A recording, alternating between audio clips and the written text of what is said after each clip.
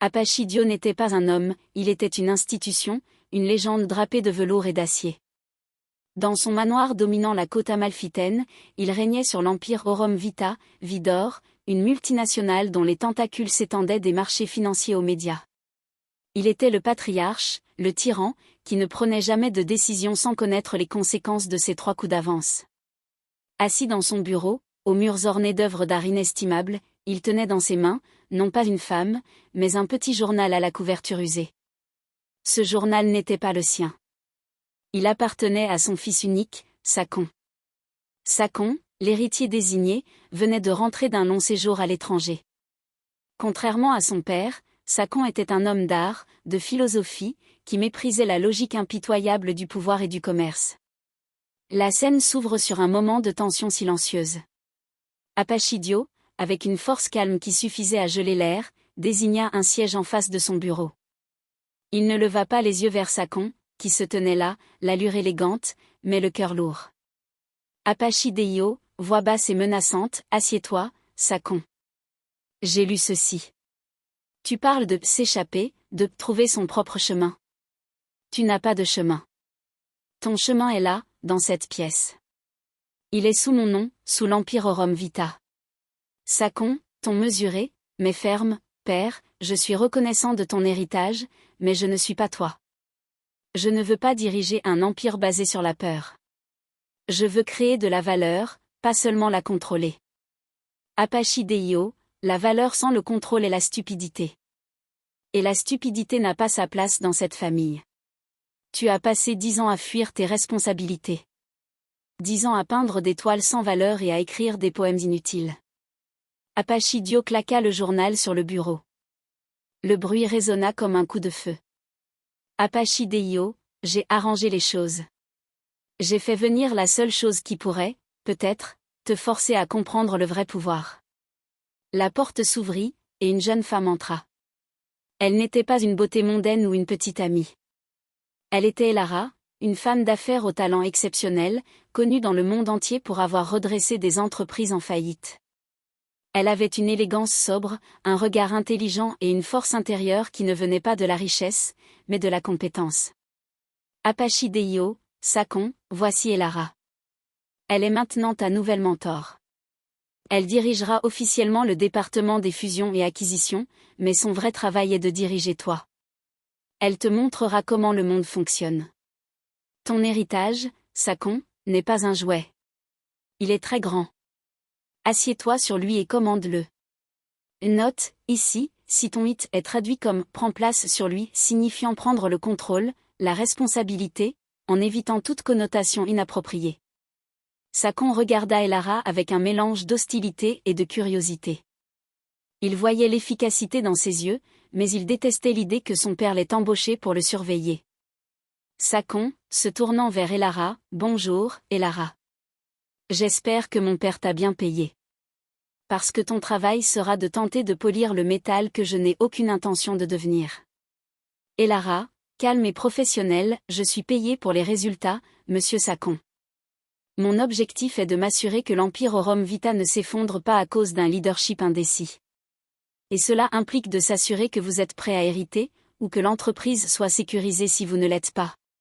Ce défi ouvert exaspéra Sakon. Son père l'avait humilié devant une étrangère. Apachideio, bien dit, Elara. Sakon, tu as 6 mois. Soit tu prouves que tu es capable de diriger Aurum Vita en menant la fusion avec Novatech à bien, soit je transfère la majorité de mes actions à un conseil de gestion indépendant, et tu ne seras plus qu'un actionnaire mineur sans pouvoir réel. C'était l'ultimatum ultime. Sakon était acculé. Il ne voulait pas du pouvoir, mais il ne pouvait pas laisser l'héritage de sa mère, qui était la cofondatrice de l'entreprise, être déshonoré. Sakon, j'accepte. 6 mois. Je prendrai la tête de cette fusion, mais à mes conditions. Pas de tricherie, pas de mensonge. Nous allons réussir cela de manière éthique. Apachideio, l'éthique est un conte de fées pour les pauvres. Mais, faisons-le à ta manière, pour l'instant. Le siège social d'Aurum Vita était un chef-d'œuvre de froide sophistication. Vert, marbre blanc, et un silence professionnel qui masquait des milliards de transactions. Sakon et Elara occupaient désormais des bureaux adjacents, un arrangement forcé par Apachidio pour s'assurer qu'Elara puisse exercer une surveillance constante. Leur relation de travail ressemblait à une partie d'échecs tendue. Sakon voyait Elara comme l'espionne de son père, une femme brillante mais sans âme, seulement intéressée par les chiffres. Elara voyait Sakon comme un artiste naïf, déconnecté de la réalité de l'entreprise qui le nourrissait. Leur premier véritable affrontement eut lieu lors de l'étude préliminaire de la fusion avec Novatech. Novatech était une entreprise technologique innovante mais criblée de dettes.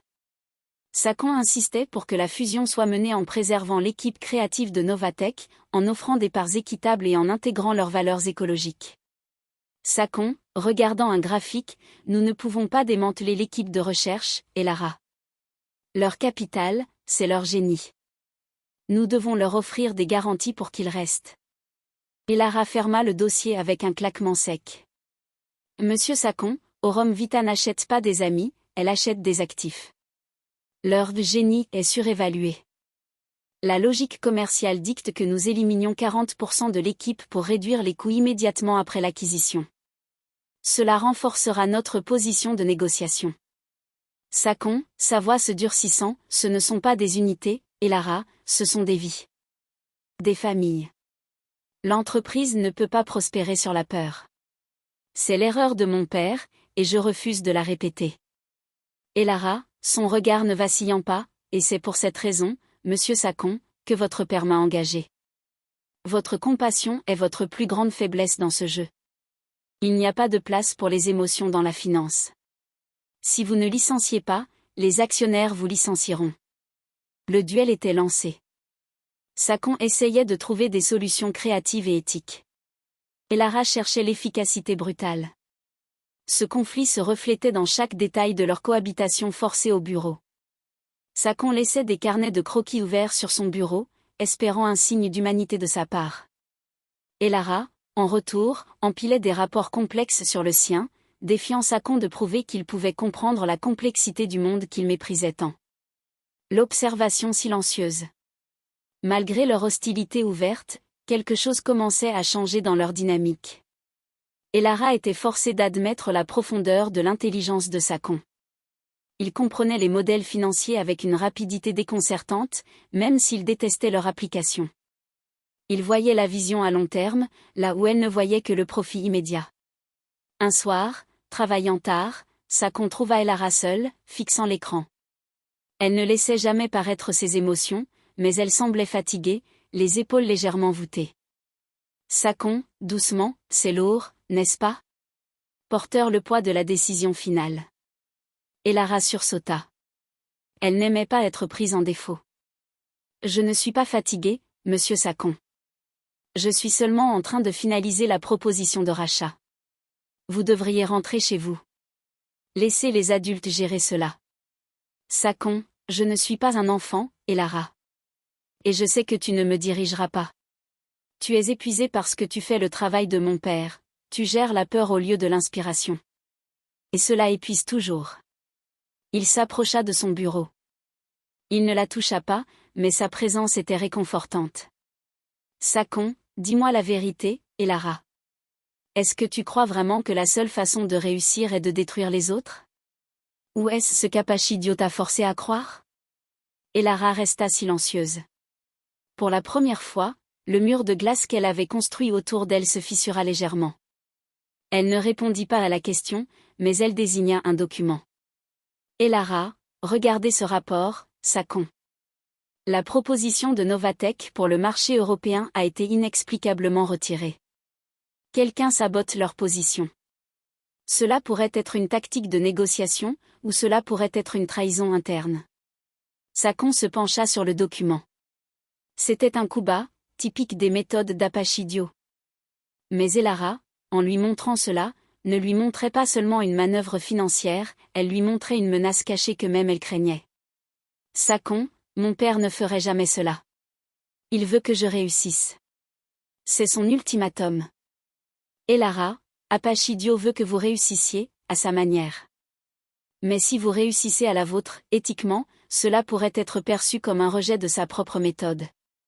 Parfois, Le tyran préfère la ruine contrôlée à l'indépendance de son héritier.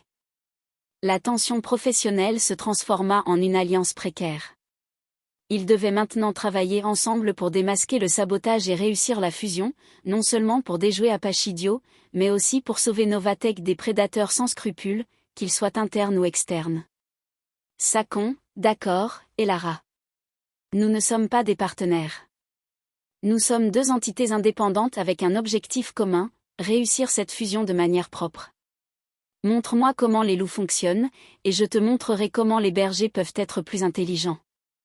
Leur relation était devenue une relation de mentorat inversée. Elara enseignait à Sakon la dureté du monde des affaires, et Sakon enseignait à Elara la valeur de l'humanité dans un monde obsédé par la cupidité.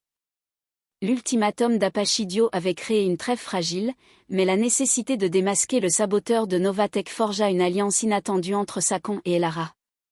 Ils quittèrent le luxe froid du siège d'Aurum Vita pour se plonger dans les bureaux désuets de Novatek à Milan. Sakon, dans son costume impeccable, se sentait d'abord mal à l'aise dans cet environnement créatif et chaotique. Elara, par contre, retrouva une énergie brute au milieu des tableaux blancs couverts d'algorithmes et des ingénieurs passionnés. Leur travail était une danse complexe. Elara analysait les flux de données, cherchant la trace numérique du sabotage. Sakon, utilisant son intuition artistique et son empathie, interrogeait les employés clés, cherchant la faille humaine. Un soir, ils étaient penchés sur un tableau blanc, traçant le chemin du retrait des propositions européennes. Il faisait nuit. Seule la lumière crue de l'écran éclairait leur visage. Sakon, pointant une erreur dans le code, regarde ici, Elara.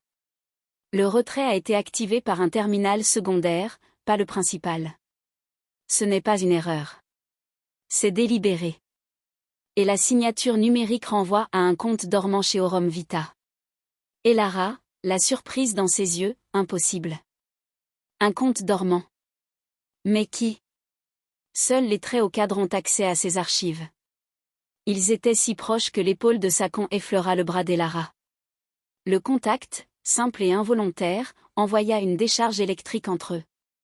Pour la première fois, la distance professionnelle s'évanouit. Sakon, se redressant brusquement, laisse tomber les chiffres un instant. Tu penses que mon père?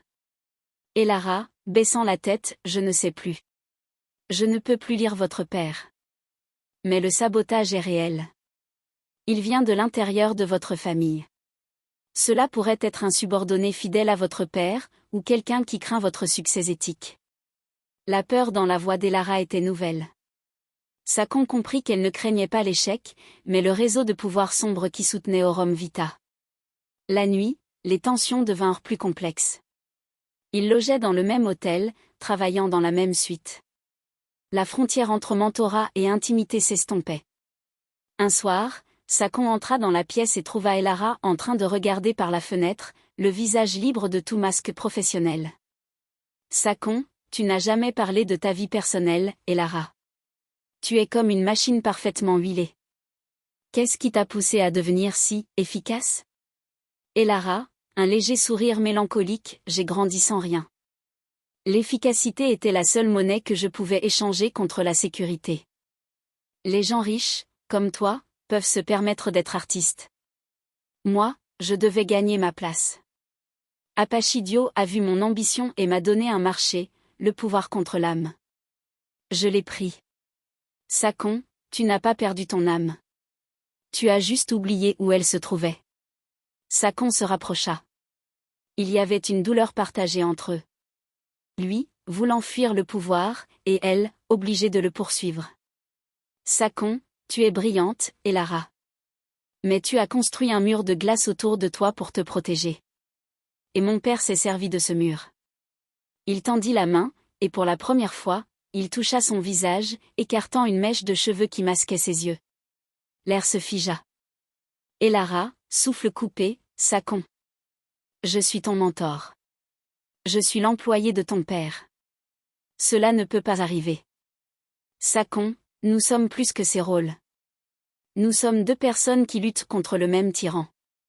Et j'ai vu que tu es plus qu'une machine à chiffres. Le baiser qui s'ensuivit fut électrique, une libération de semaines de tension et d'opposition. Ce n'était pas un baiser de passion, mais un baiser de reconnaissance, d'une compréhension profonde de l'âme de l'autre. Le coup de théâtre, The New Threat. Le matin, la réalité revint les frapper. Leur alliance, maintenant teintée d'émotion, était extrêmement dangereuse. En arrivant au bureau de Novatek, ils trouvèrent la porte scellée. Sacon, qu'est-ce que cela signifie? Un communiqué officiel d'Aurum Vita était affiché sur la porte, fermeture temporaire en raison d'une enquête pour fraude. Elara, le visage livide, c'est l'œuvre de votre père. Il ne voulait pas que nous découvrions qui a saboté la proposition. En fermant l'entreprise, il a effacé toutes les preuves et nous a mis hors jeu. Il a utilisé la menace de fraude pour détruire Novatek de l'intérieur. Apachidio n'avait pas seulement saboté la fusion, il avait créé une guerre totale pour forcer Sacon à abandonner ses méthodes éthiques. Sacon, les yeux remplis de détermination, il veut que je réussisse à sa manière? Alors je vais lui donner son jeu. Mais je ne jouerai pas avec ses règles. Il a fermé la porte. Nous allons passer par la fenêtre. Leur amour naissant était désormais lié par un danger commun. Ils n'étaient plus seulement en train de sauver une entreprise, mais de se sauver l'un l'autre du contrôle totalitaire d'Apachidio. La fermeture de Novatek par Apachidio n'était pas seulement un revers, c'était une déclaration de guerre. Sacon et Elara comprirent que le temps était compté. Ils n'avaient plus 6 mois, mais quelques jours, avant qu'Apachidio ne supprime toutes les preuves et ne sasse définitivement Novatek. Leur relation, scellée par le baiser et l'urgence, devint une collaboration clandestine. Ils passèrent des nuits dans la suite d'hôtels, planifiant chaque mouvement, cherchant des failles dans l'empire d'Apachidio. Sacon, étendant une carte des filiales d'Aurum Vita, le compte dormant qui a activé le sabotage doit être lié à une filiale fantôme. Mon père utilise toujours des sociétés écrans pour ses opérations les plus grises. Elara, j'ai passé des années à démêler des structures complexes, mais celle d'Aurum Vita est un labyrinthe. Il protège ses secrets avec plusieurs couches de déni. Mais il y a un maillon faible. Un ancien employé de confiance de votre père, un certain Lorenzo, qui a été licencié il y a 6 mois sans raison apparente. Sacon et Elara décidèrent de retrouver Lorenzo. C'était un risque énorme, car si Apachidio les découvrait, il serait fini. Ils voyagèrent en secret, utilisant de fausses identités, évitant les caméras de surveillance d'Aurum Vita qui couvraient chaque grande ville. Leurs nuits étaient remplies de recherches, leurs journées de tension. Au fur et à mesure que les jours passaient, leur dépendance mutuelle grandissait. Sacon apprit à admirer la ruse d'Elara, sa capacité à naviguer dans les systèmes informatiques complexes, sa détermination inébranlable. Elara, quant à elle, était surprise par la force tranquille de Sacon, son courage moral face à la menace de son père, et sa capacité à inspirer confiance aux gens qu'il rencontrait. Un soir, alors qu'ils étaient cachés dans un petit appartement sécurisé à Rome, ils se reposaient. La lumière de la ville filtrait à travers les rideaux. Sacon, lui tendant une tasse de thé, « Tu es extraordinaire, Elara. Tu n'es pas seulement brillante, tu es courageuse. Mon père a sous-estimé ta capacité à voir au-delà des chiffres. » Elara, un sourire rare et sincère, « Et toi, Sacon, tu as une force que tu ne reconnais pas. Tu te caches derrière tes toiles, mais tu es un guerrier. Un guerrier éthique. C'est ce qui te rend dangereux pour Apachidio. » Le silence s'installa. Leurs regards se rencontrèrent. Le désir, qu'ils avaient essayé d'ignorer, était palpable. Ils se rapprochèrent. Elara, murmurant, « Si nous échouons, Sacon, tout est perdu. » Sacon, tenant son visage dans ses mains, « Nous ne perdrons pas. Parce que maintenant, nous ne sommes plus seuls. » Ils s'embrassèrent, un baiser rempli de la promesse d'un futur incertain, mais partagé. La rencontre avec Lorenzo. Après des jours de recherche, ils retrouvèrent Lorenzo, un homme amer et brisé, vivant dans une petite ville de province. Il était terrifié à l'idée de parler d'Apachidio. « Sacon, Lorenzo, nous savons que mon père vous a licencié. Nous avons besoin de la vérité. Apachidio a saboté Novatek. Nous avons besoin de preuves pour l'arrêter. » Lorenzo hésita, puis sortit une vieille boîte. « Je savais que Monsieur Dio était cruel, mais je n'ai jamais pensé qu'il irait aussi loin. Il y a des années, il m'a fait signer des documents. Des documents pour la création de la filiale fantôme. Et un dossier spécial, pour votre mère. Lorenzo leur remit un dossier. C'était un document scellé, avec le nom de la mère de Sakon. L'incroyable révélation. En ouvrant le dossier, Sakon et Elara découvrirent un secret choquant, un secret que même Apachidio avait gardé caché pendant des décennies. La mère de Sakon, la cofondatrice d'Aurum Vita, n'était pas décédée d'une maladie comme on le leur avait dit. Elle avait été assassinée. Et la preuve, clairement documentée par Lorenzo à l'époque, suggérait que Apachidio avait orchestré sa mort pour prendre le contrôle total de l'entreprise et la remodeler à son image impitoyable. Sakon, le souffle coupé, tenant la photo de sa mère, non. Mon père, il ne peut pas avoir fait ça. C'est un monstre. Elara, les yeux remplis d'horreur, c'est la raison pour laquelle il a toujours été si impitoyable. Il a dû effacer la seule personne qui pouvait s'opposer à lui. Et il vous contrôle avec la peur de déshonorer son héritage, qui est en réalité celui de votre mère. Le monde de Sakon s'écroula. Il n'était plus question de fusion ou d'héritage. C'était une question de justice pour sa mère, et de survie contre un tyran. Le visage d'Apachidio, qui avait toujours été celui de l'autorité impitoyable, se transforma en celui d'un meurtrier aux yeux de Sakon. Son père était l'ennemi. Sakon, sa voix tremblante mais ferme, nous avons les preuves. Pas seulement pour le sabotage de Novatech, mais pour un meurtre. Elara, nous allons l'arrêter. Quitte à détruire tout ce qu'il a construit. Leur mission venait de prendre une tournure beaucoup plus sombre et personnelle. Ils étaient désormais des fugitifs avec une vérité explosive entre leurs mains, prêts à affronter l'homme le plus puissant du monde.